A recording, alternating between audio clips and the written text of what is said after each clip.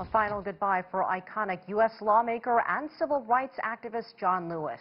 He was laid to rest Thursday, the culmination of a week of remembrances. There was a service in his hometown in Alabama, then here in Washington, where mourners paid tribute at the U.S. Capitol as Lewis lay in state. He is the first black lawmaker to ever receive that honor. And just hours ago, a final service in Atlanta. My colleague Asieh Namdar has been monitoring the day's events. Asieh. Hello to you, Elaine. What a day it's been. Three former U.S. presidents coming together from near and far to honor and celebrate the life and legacy of an American hero, of a civil rights icon. A funeral service for Congressman John Lewis, who represented Georgia for more than 3 decades, was held at Atlanta's 134-year-old Ebenezer Baptist Church. This is the same church where Martin Luther King Jr. was baptized, delivered his first sermon, and this site of his funeral after his 1968 assassination. President Barack Obama, the United States' first black president, gave the eulogy, remembering the man known as the conscience of Congress. Someday when we do finish that long journey towards freedom, when we do form a more perfect union, whether it's years from now or decades or even if it takes another 2 centuries, John Lewis will be a founding father of that fuller, fairer, better America. What a gift John Lewis was. We are all so lucky to have had him walk with us for a while and show us the way. Of course, it was President Obama who awarded Lewis the Medal of Freedom in 2011, the highest civilian honor. Presidents George W. Bush and Bill Clinton also gave tributes to Lewis.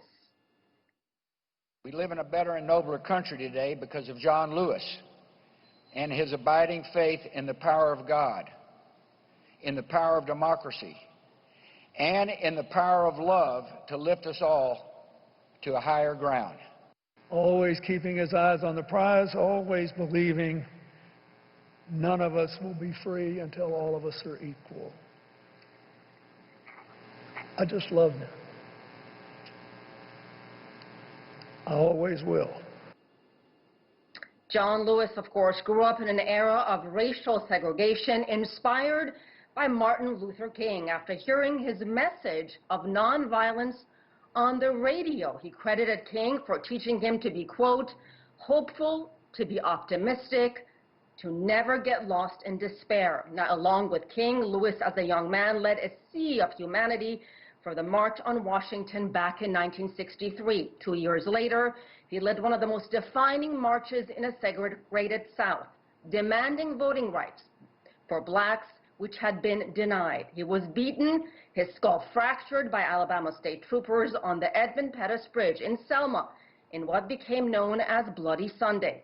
The confrontation between the troopers and the nonviolent protesters led to the passage of the Voting Rights Act of 1965.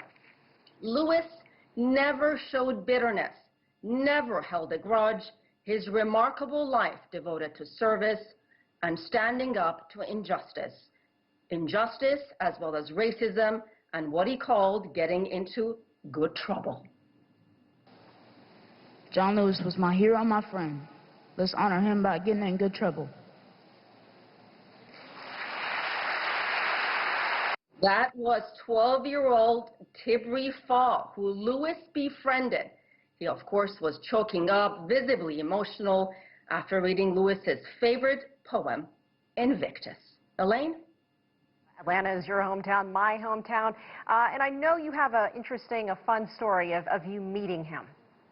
You know, I never met him on a in a professional setting, but I go back and forth, as you know, to Atlanta all the time, and he was on 2 of my flights 2 years ago.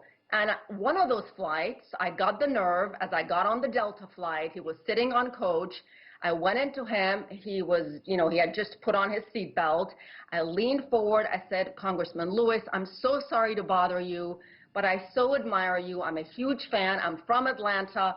Thank you for all you've done. And he kind of looked up at me, smiled, and said, what I've done, and I just said, for all you've done, for your sacrifice, for your service. And he's so humble, he didn't think anything of it. And that was a remarkable moment. I just wish I had a picture. And in his final essay, Elaine, Lewis wrote how the Black Lives Matter movement inspired him in his final days. He called on young people to be the generation who will lay down the heavy burdens of hate at last, and that peace finally triumphed over violence, aggression, and war. If you have not seen that op-ed in New York Times, I highly recommend everyone should take a look at it. Very powerful indeed. I did get a chance to see it. Asieh, thank you so much.